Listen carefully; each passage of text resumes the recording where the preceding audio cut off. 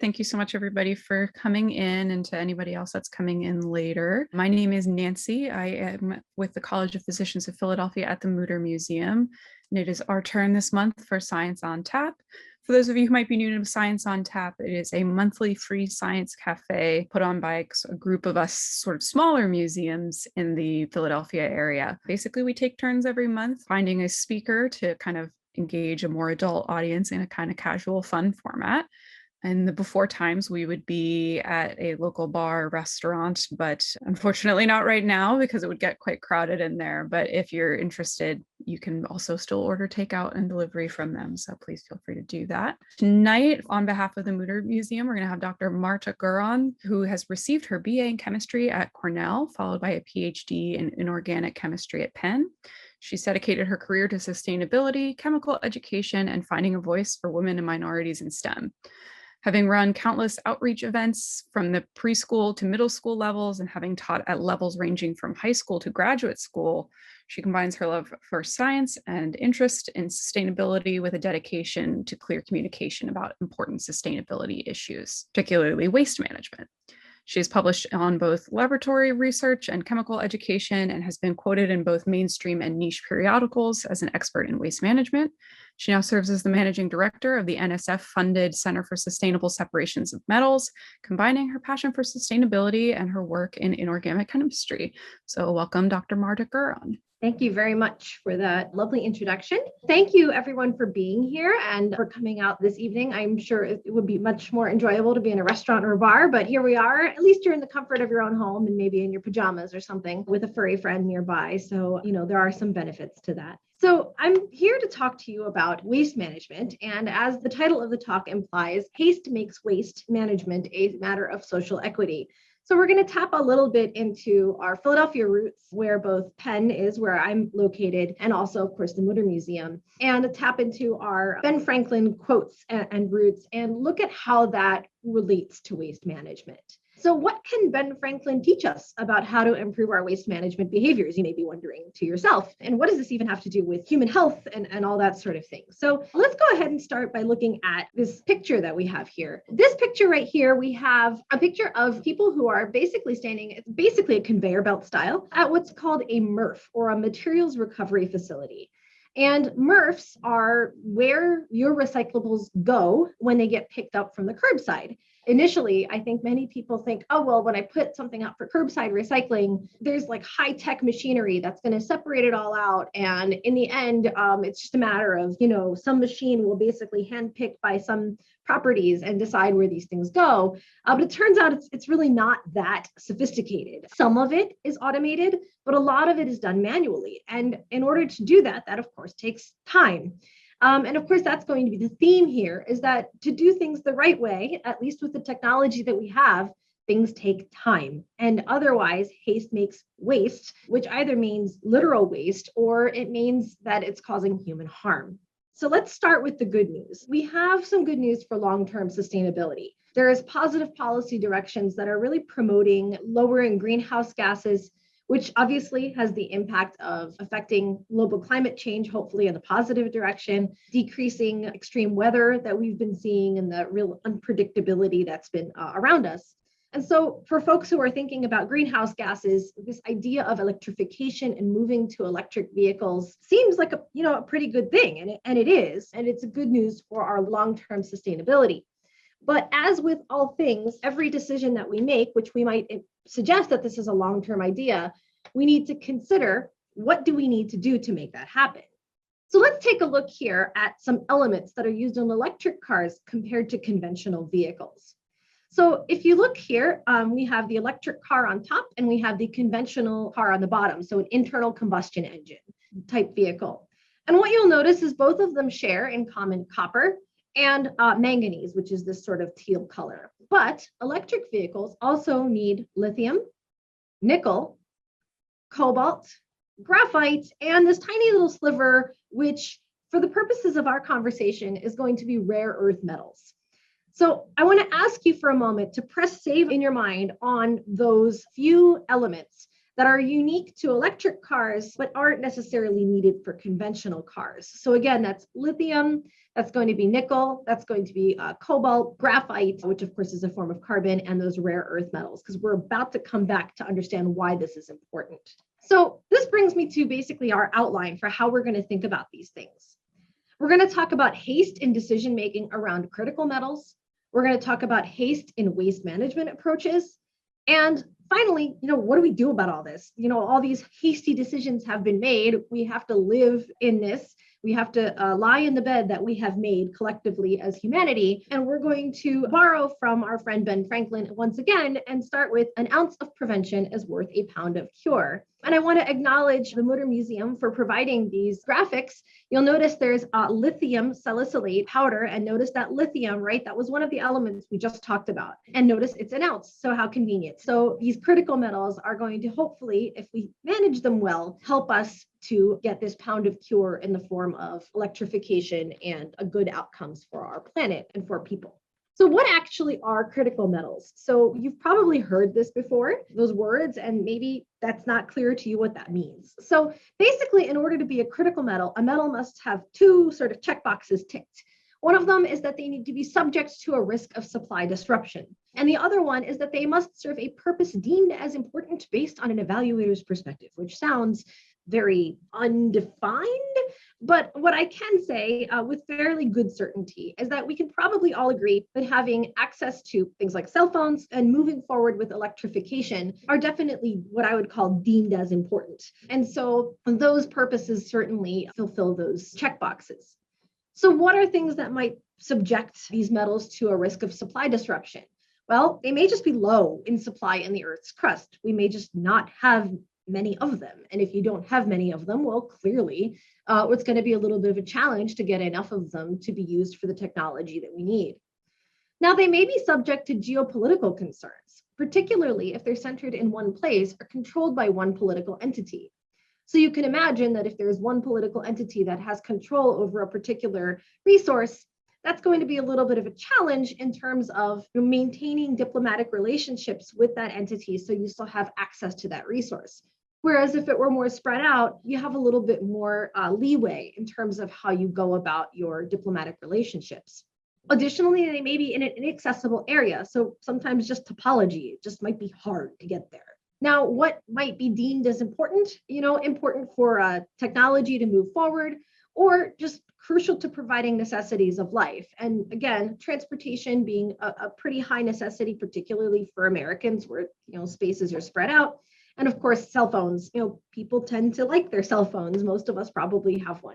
So you may be wondering what this picture is in the background. That is a picture of, fairly nondescript powders, admittedly, but those are rare earth metals. And we're going to talk a little bit about them. Hopefully you remember back from our conventional car versus electric vehicle slide that rare earth metals are one of those things that we're going to need some of in order to move toward electrification. And they're just an example of some critical metals that we are encountering. So, okay, I talked about these critical metals. I keep mentioning the word. So what are they? Which ones are they? What are the ones that we're concerned about? So you might notice here we have lithium and cobalt. So cobalt lithium batteries, you've probably heard of them before, for most often nowadays are thought of for electric vehicles.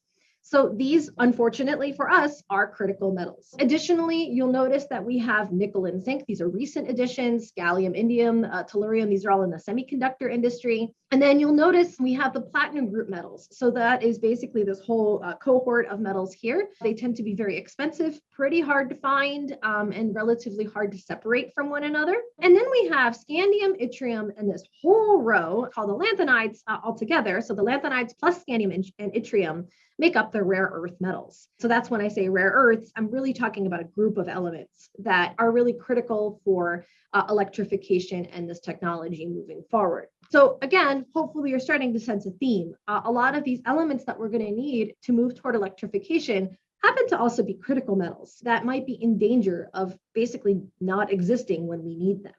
So what are some of these technologies that need this? Well, we've already certainly alluded to the electric car, but of course, electrification, if we just plug in and we're using coal and oil, that's not terribly useful to us. So ultimately, we'd like to be able to get our energy from renewable resources like solar or wind turbines. But guess what? They also require critical metals. So kind of no matter how you slice it, we're in this space. We also have, metals in a smartphone. You notice the touchscreen has indium. You see cobalt, lithium, nickel. In the batteries, we see the casings and the microphones. They require these praseodymium, neodymium. All of these guys are in the rare earths department, so to speak. So you're noticing maybe a theme here, right? That this technology does require these critical metals.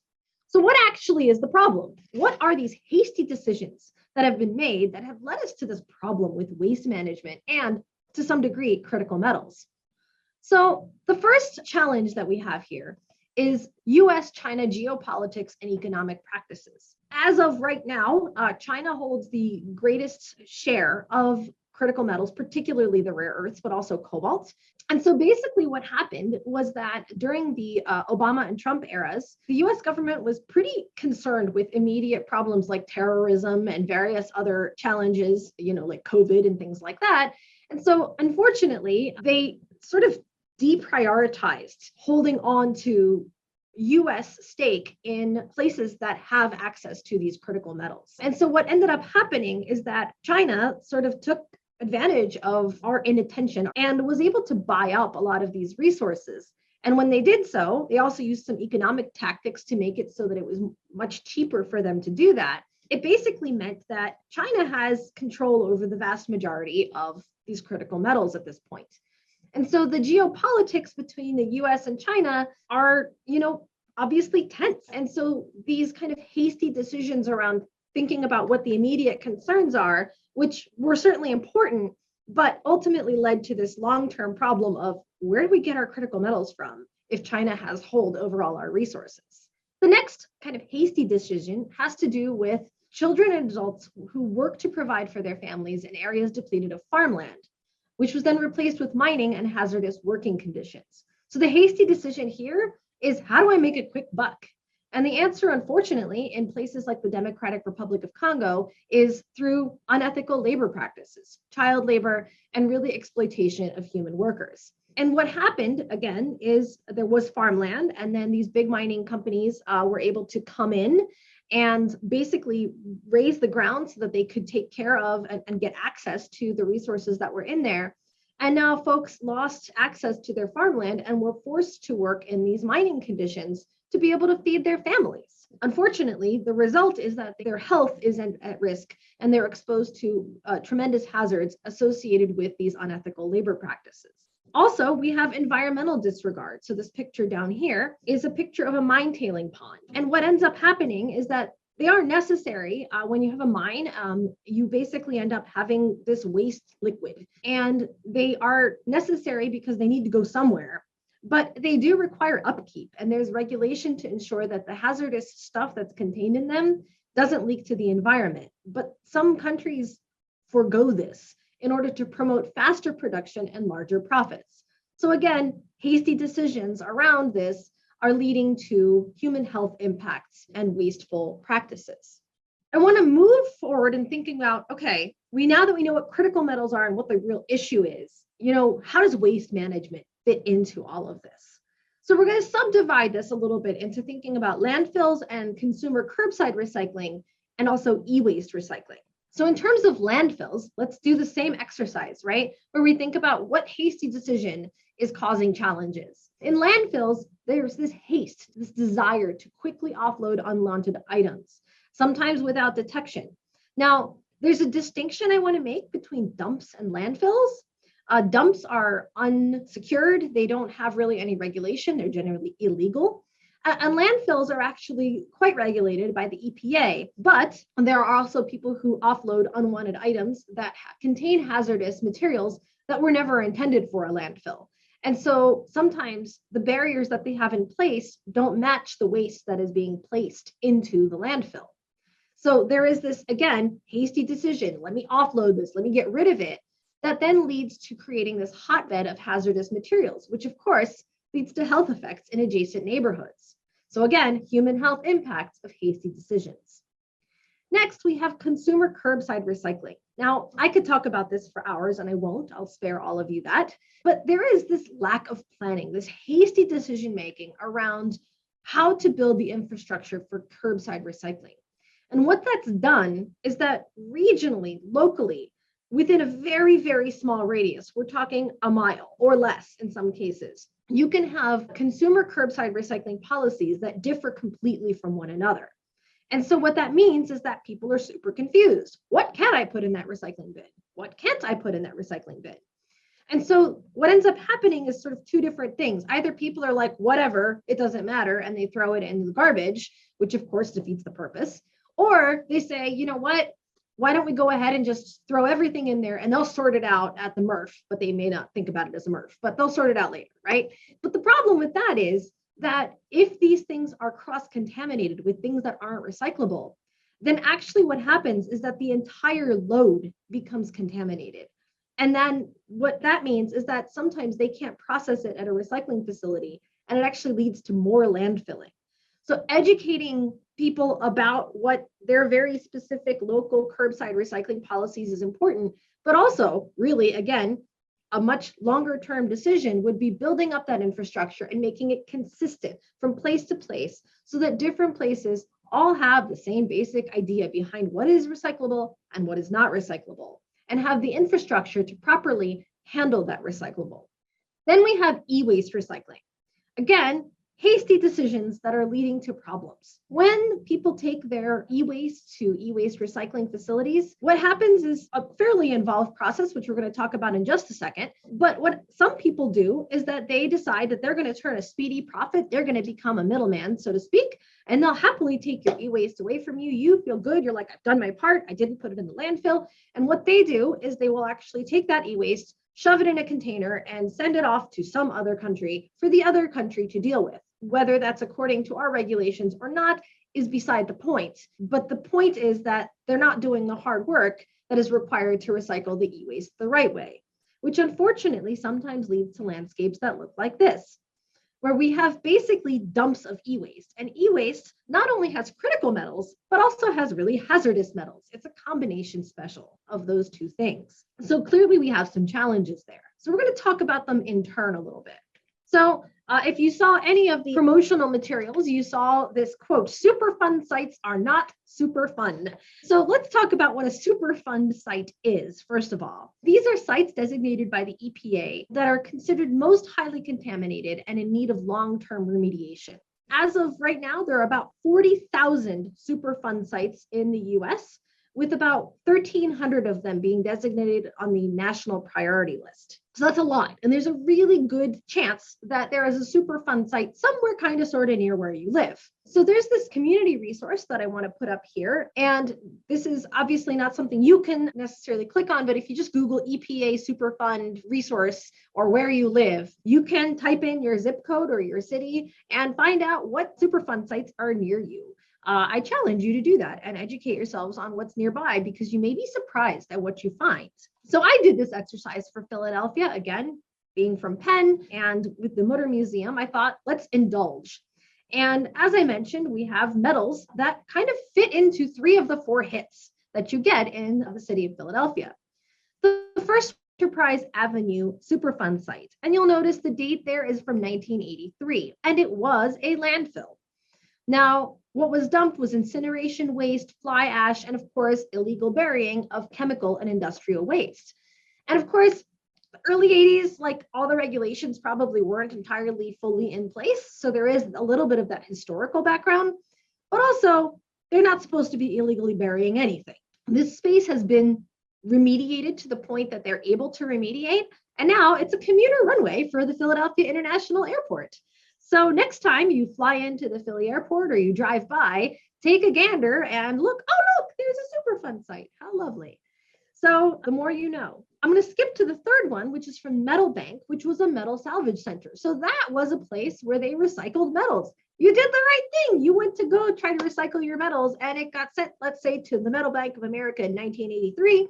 And what ended up happening was they were dumping all sorts of things and leaking lead, zinc, copper, silver, nickel, arsenic, mercury, chromium, antimony, and beryllium from this metal salvage center. Now, parts of this space still exist, but a substantial part of it has been closed down. And I kid you not, There's an entire building that has been sealed off by epoxy. That is the remediation process. Sometimes, obviously, there are other remediation processes, but that one just struck me as crazy. They literally epoxied a building and just condemned it because of how far gone it was. This third one I want to talk about is Franklin Slag. And you'll notice the date of the Superfund when it was registered as a Superfund site is 2002. So relatively recent compared to those other two. Now, this was a result of Franklin smelting and refining. And you'll notice we have, again, lead, beryllium, and copper caked storm drains, covered sidewalks and nearby railways, and it got into the air. Now, this one is still undergoing cleanup 20 years later. Some short-term cleanups have been done, but ongoing recommendations are still being made. It was so far gone in terms of how polluted it was that 20 years later, we're still dealing with it. Now, the reason for showing this map in the background is you can see in this big red pin, that is the Franklin slag pile. Look at it. It's like labeled as a thing on Google, which I find hysterical and horrifying at once. But what I wanted to point out is that, what is that, a block away? That is the Delaware River, and that is the Pennsylvania-New Jersey line. So we are a block away from a waterway. So obviously not the best thing in the whole wide world. And if you scooch over, what is that, 3 blocks, you enter a residential neighborhood. So people live here and may or may not be aware that there is a Superfund site that is really close. And of course, I-95, there it is, hanging out in this industrial area. So the question is, who lives in these areas, right? Who are the people who have been affected the most by these particular spaces? Now, it may not shock you to see this particular headline. 70% of Superfund sites are within a mile of public housing.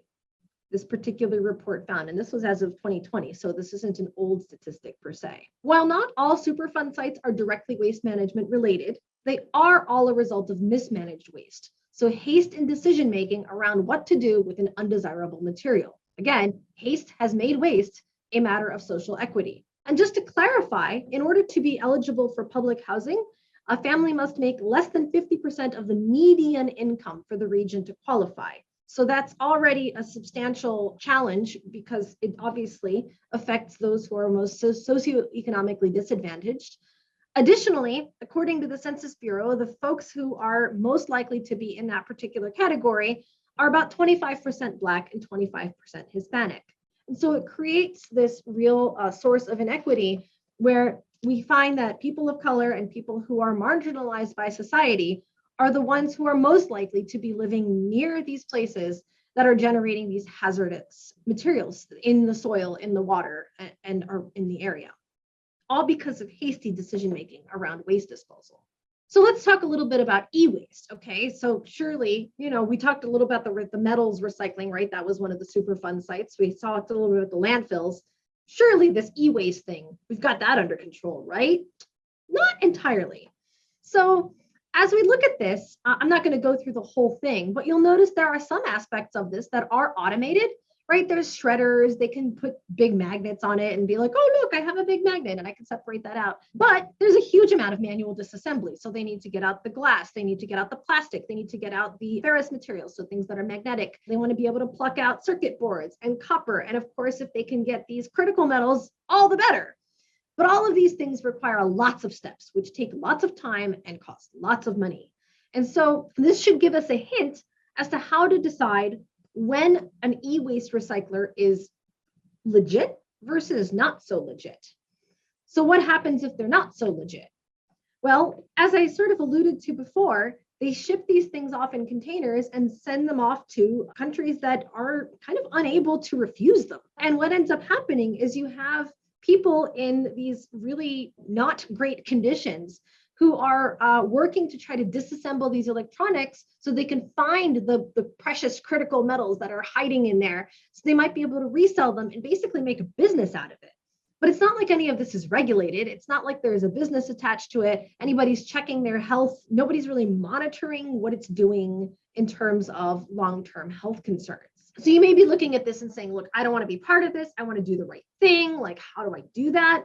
And the answer is it's like super tricky. And I wish I had a better answer than that, but I don't. There is something called R2 certification. That's sort of the bare minimum of companies that have identified that they are willing to try to do these things sustainably. That bar is relatively low because you can still get around that, even if you're R2 certified. But that's a good starting point. It should cost money. It costs money to do this correctly. So either you as the person who's trying to recycle your e-waste is paying money, or perhaps there's a government entity or business that is subsidizing getting rid of these electronic materials in a way that is sustainable.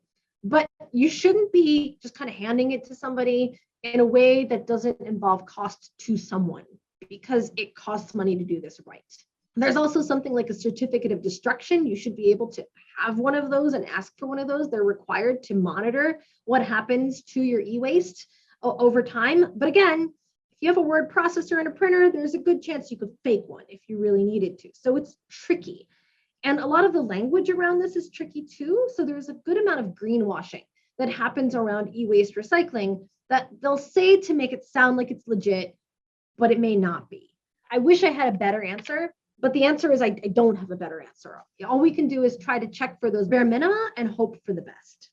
So today's prevention is tomorrow's cure. So how do we think about how to move forward away from this space and try to create a better space for the next generation? So we want to think about policy that's designed around long-term sustainability as defined by the UN sustainability goals.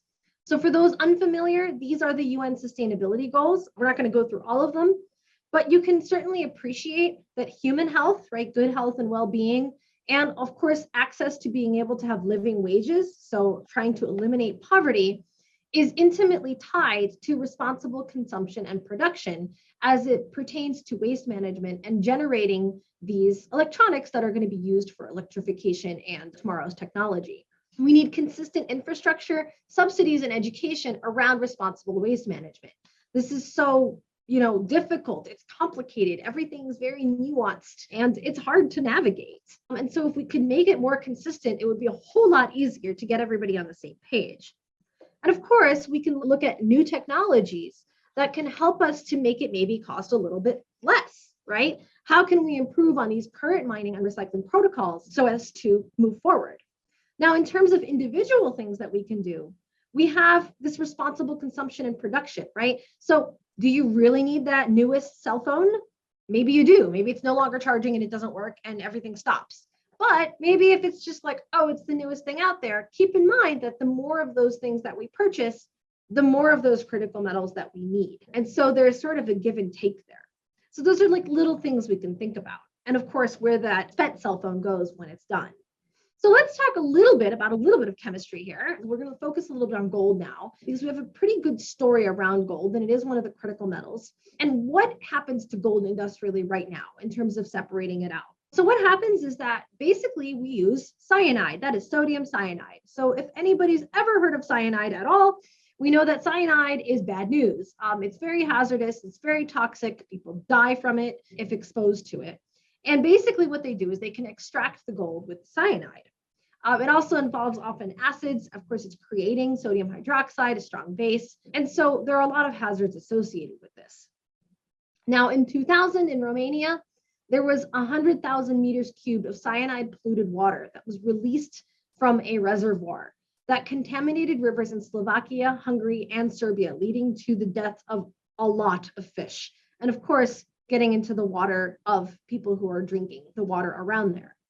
So clearly there's a problem in terms of the industrial process currently used to separate out gold. So you might say, okay, is there another way? Well, yes, this is what's called artisanal mining. So in artisanal mining, this is sort of what I was talking about earlier. This is associated with the Democratic Republic of Congo, where folks are working in these unethical spaces with child labor and people who are sort of kept in poverty. And what happens is that they have to find the ore, and in order to extract the gold from it, they use mercury and they make an amalgam. And when they make this amalgam, what they'll end up doing is basically burning off the mercury, leaving behind the gold. Of course, mercury vapors are super toxic. So again, this is not good for human health. So what are some more sustainable solutions? And I'm going to talk a little bit about some of the work done by people from the CSSM, the Center for Sustainable Separations of Metals, where I'm the managing director. And what are some of these processes that maybe are promising, that might give us some options in terms of new technology? So here we have something called alpha cyclodextrin. It's a pretty benign sugar compound. It doesn't really have much toxicity to speak of. And what Fraser Stoddard's group, who is again a member of the CSSM, was able to discover fairly early on was that alpha cyclodextrin has the ability to basically combine with gold particles in a really interesting way that allows it to separate it out and extract it from a solution. And that's partly because it has the right radius, like for the gold particles. And so it fits kind of nicely, a nice little puzzle piece. And it has really good favorable electronic properties. And so they're able to sort of lock in with one another. So they decided to take this particular technology a little bit further. And they moved on to these things called cucurbitryls, which are basically these solid state superstructures. You almost see this like mesh that is built out of these big cages. And what that means is they have basically this big mesh that works a lot like that alpha cyclodextrin that is able to trap in a lot of those gold particles. And it's based off of that same science as the alpha cyclodextrin that we just talked about. They were able to take that forward and do this with platinum salts. If you recall back again to that critical metals slide, we talked about platinum group metals being ones that are in that critical metals group. And so you'll notice they were able to take platinum, palladium, and rhodium mixtures. And by adding cucurbitryls, they were able to make microcrystals of just the platinum, and the others remained in the solution. And you can see what that looks like here. It basically makes this little cloudy thing with these solids that float in there, or something called a precipitate. And what they can do is they can filter it out and they can get the solid and they can separate out the platinum from it. And it's a method of recycling out that platinum. So we've taken this one step further by really improving on this process with alpha cyclodextrin, which is right here, and those gold particles. It's actually moved into a startup, which is a company called Cyclodex.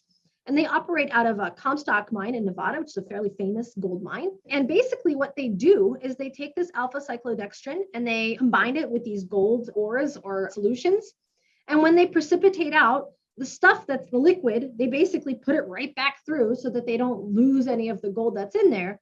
And then the solid, they're able to recover and then again, put the filtrate back in the system and they can take out that gold metal without the use of cyanide and using alpha cyclodextrin instead, which again is a very benign compound. So you might think to yourself, well, how good is it really, right? Like, how do we gauge how good these things are? And so the answer is we can do this by looking at kind of a semi-quantitative way of looking at sustainability. And this is something called an eco scale.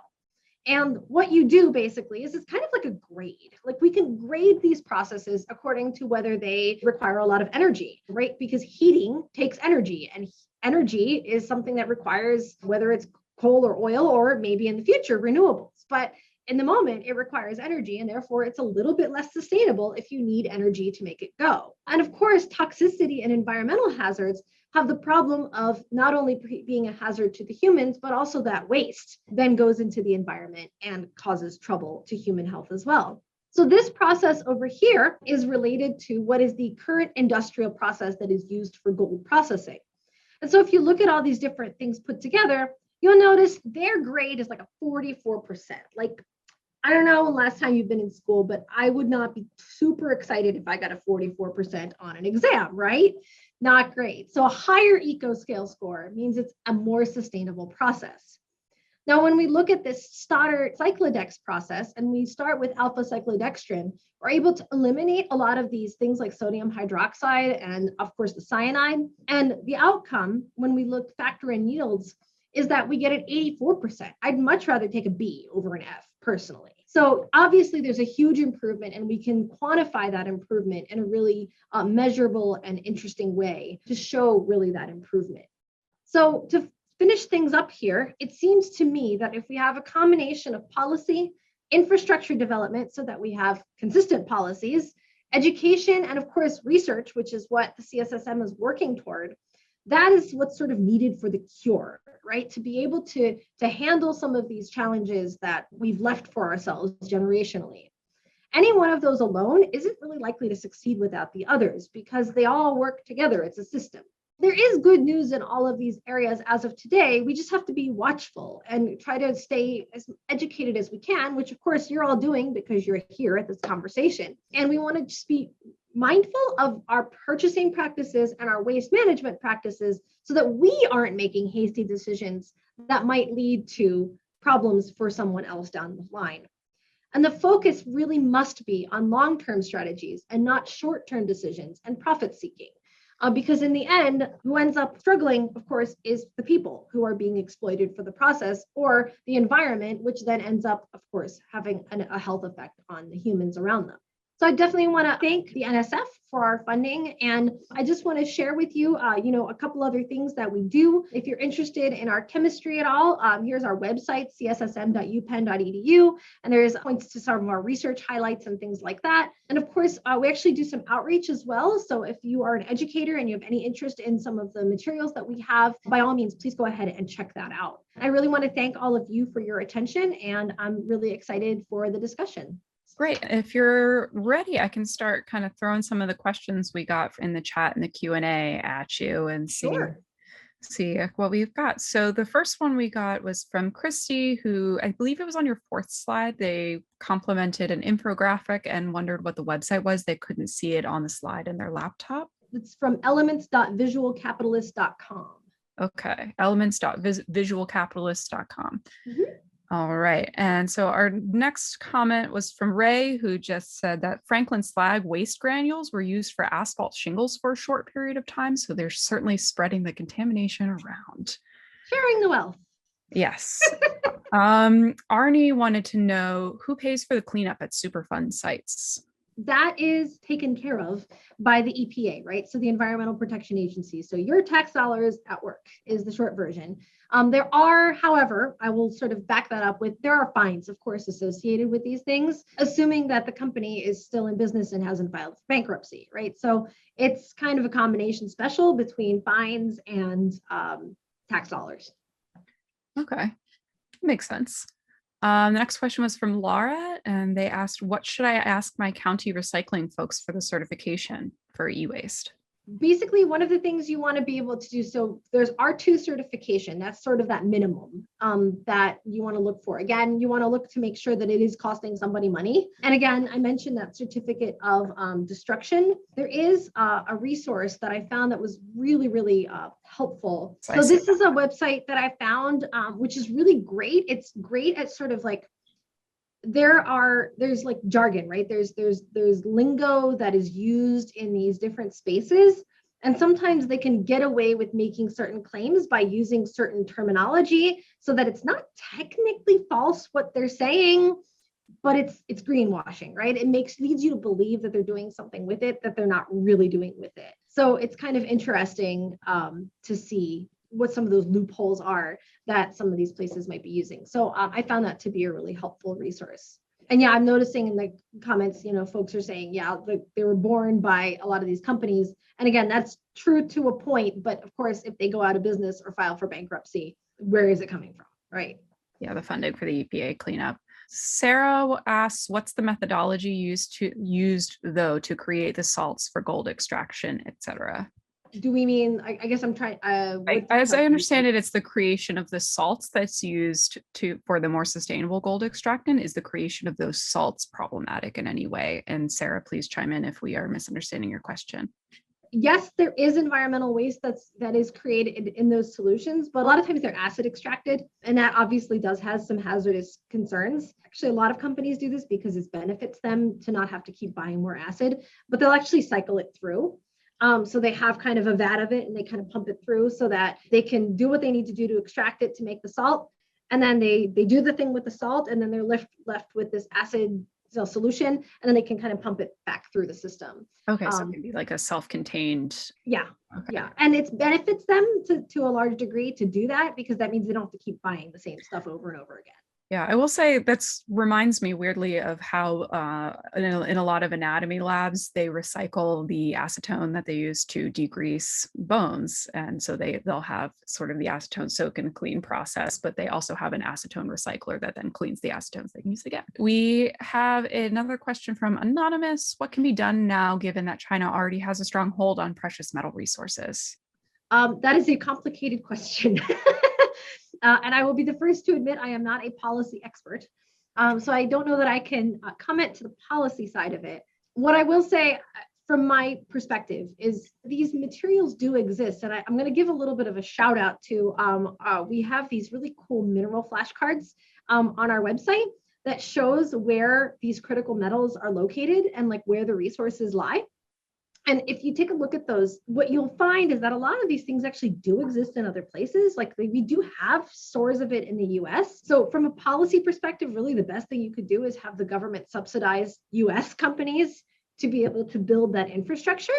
It's just one of those situations where we want to try to subsidize, the stuff that is regulated, the stuff that we are able to follow up on and make sure that people are doing it in the best way they can. In the end, like we can't kid ourselves, like no matter what we do, this technology creates some environmental toxicity and it's going to create some hazards, right? Like that's just unfortunate, but that's where these resources, that's how you source these things. We don't find gold bars lying around on the street corner. Like that's not a thing. But if we can try to make it as sort of benign as possible, then that's certainly the way to go.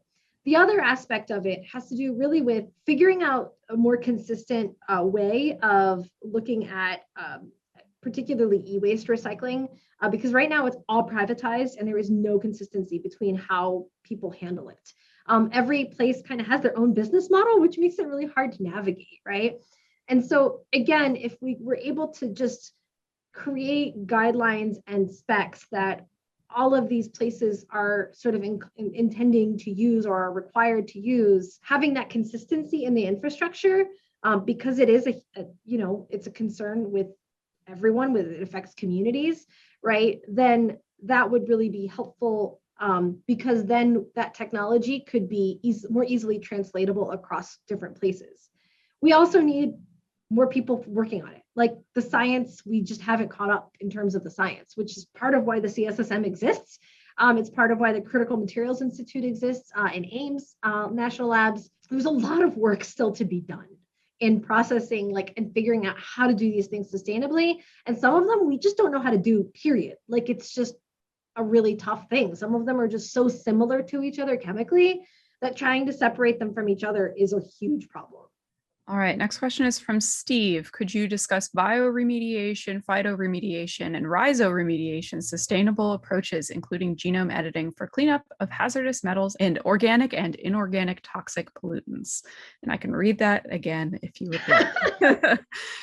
Well, again, I'm going to predicate this on the statement that I am not a biochemist and I am an inorganic chemist. And that's sort of where our focus is.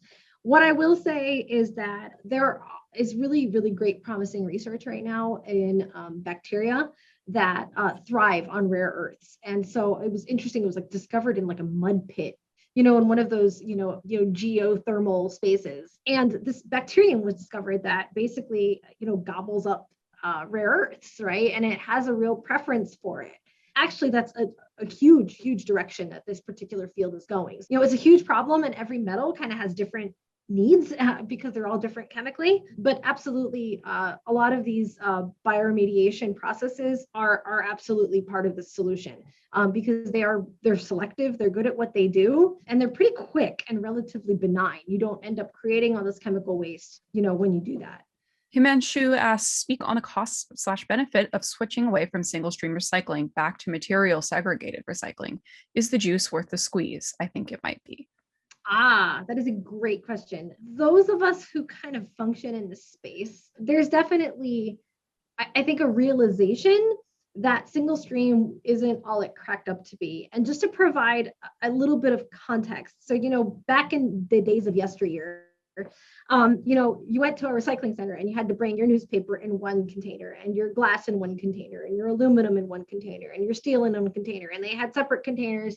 And then everything was pretty much pure the way that they had it. and then they could resell it and it was a profitable industry. What ended up happening, right, they were saying, well, people aren't recycling enough because that requires effort, right, to go drive to the recycling center or to separate all that out. So they said, okay, well, we're not recycling enough. Let's do single stream. Like that'll fix it and everybody's going to recycle. But there's a couple problems with it. First of all, people throw all sorts of random stuff into their recycling.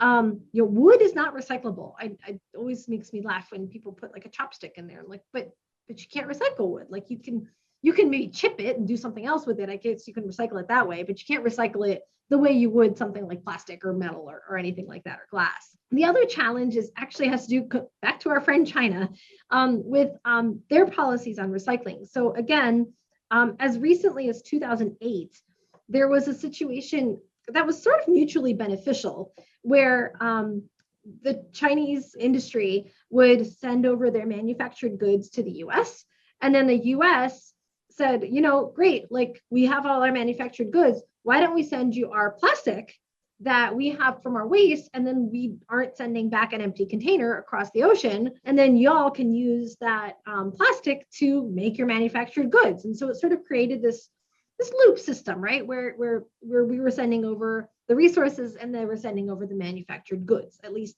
to some degree. And that was all great. 2008, when they were doing the Olympics, right? There was this huge need for resources. That was all good. Now, fast forward a bunch of years, and we get to 2018, and what ended up happening is that they were like, you know what? This is creating a lot of environmental hazards. We kind of don't really want it anymore. And so they decreased the allowance of contamination from between 8 and 10% to less than 1%. And it turns out our infrastructure is not well suited to be able to handle purifying waste or recyclables to that extent. And so the stuff that we previously were able to send to China and try to kind of send it back into the manufacturing loop, all of a sudden they weren't accepting it because we didn't have it in an appropriate purity. And so again, kind of going back into this space, the geopolitical tensions, arose, and our hasty decision to not invest in that infrastructure at home led to this space where, I don't know if any of you remember, but a few years back, right, there was this like, oh, they're just burning all our recyclables because they don't know what to do with it. They're just overwhelmed with it because before they were able to send a bunch of it to China and now they can't. So it's complicated. Yeah, that's kind of a follow-up question to that. And yes, I do remember when they were just burning things. I bike over the Great Ferry Bridge kind of frequently, and it's always a little overwhelming when you see the recycling facility there. Drew asks, in our everyday recycling efforts, I get different info about which number plastics can be put into recycling bins and which ones contaminate the batch. And I'm assuming the follow-up is there a place to find that information? Yeah, so I guess I'll answer that in two ways. First of all, as I mentioned, unfortunately, regionally within like literally a mile, you can find totally different policies. Most of them are municipal. So, check your county website and take a look there. Like that's sort of the, I guess not the easy answer, but like okay, Google it kind of thing. But like that's, I don't think that's not necessarily what you're thinking. There are some that are easier to recycle than others. And so, for example, plastic number 1 is polyethylene terephthalate, and that's the one that is used for like Coke bottles and water bottles and stuff like that. That one is pretty universally recyclable. So most places are pretty hunky-dory with that one. Plastic number 2, which is high density polyethylene, is also pretty universally recyclable. So number 1 and 2, remember that. 3 is a questionable problem. It's PVC. Basically, nobody recycles that. So if you have 3, don't do that.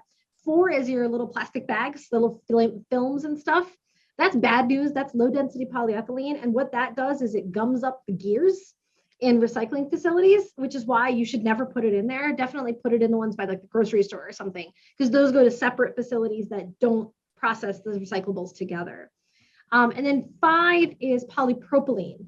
And that one's pretty universally recyclable as well. That's a lot of takeout containers that aren't styrofoam will be made of polypropylene. Number 6 is polystyrene. That's bad news. That's basically not recyclable anywhere. So just because it has the little chasing arrows does not make it recyclable. So 1, 2, and 5. So 1, 2, 5. Those are pretty consistently recyclable, provided you've cleaned it and usually dried it too. They like it when it's dry. That's the highest chance you have of making it get to where it needs to be.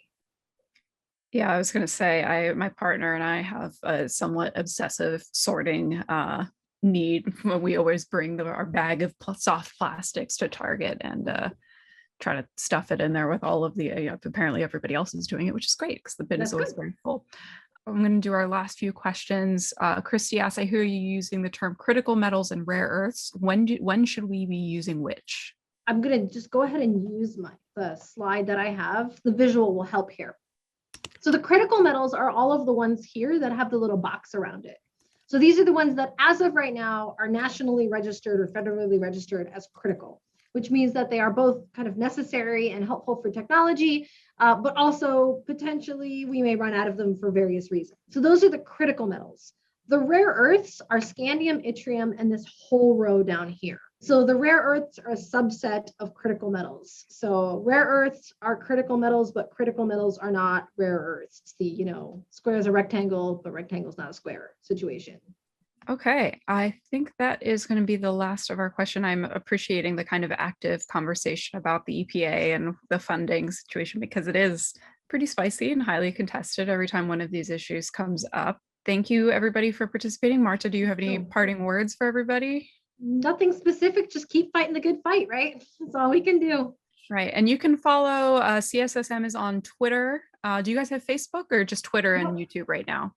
Yeah, it's Twitter and YouTube.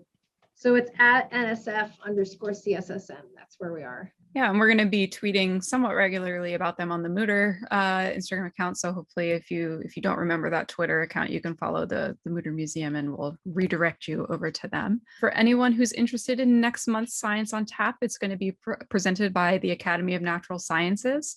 And I've got a quick blurb that I can read out from what we're going to be discussing next month. So the title is Green Stormwater Infrastructure for Community Wellbeing and Environmental Justice. So very much in the same vein as what we're discussing tonight. It's going to be Alexis Schulman, PhD, Dolan Fellow for the Innovation in Water Research at the Academy of Natural Sciences, Patrick Center for Environmental Research, and Assistant Research Professor in Drexel University's Biodiversity, Earth, and Environmental Sciences Department. Discussing a project that the Philadelphia Water Department is currently in the middle of. It's a 25-year, billion-dollar infrastructure project that will protect the city's rivers and streams from sewage pollution. It's called Green City Clean Waters, and this initiative is groundbreaking in its unusual reliance on innovative green stormwater infrastructure, engineered soil and plant systems that reduce the amount of stormwater flowing into the city's aged sewer system while providing numerous co-benefits. So if you're interested in that, definitely stay tuned for our talk next month. If you go to the Science on Tap Philly website, you can sign up for our email newsletters to be reminded when these things are coming up and other kind of fun events going on at each of the partner institutions.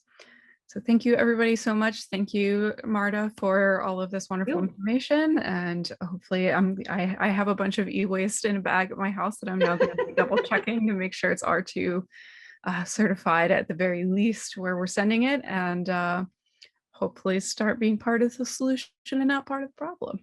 Yep. Well, it's tough line to walk because there's a lot of confusing variables, but just do the best you can. Great. Well, thank you very much, everybody. Have a good rest of your night, and hopefully we'll see you at next month's Science on Tap.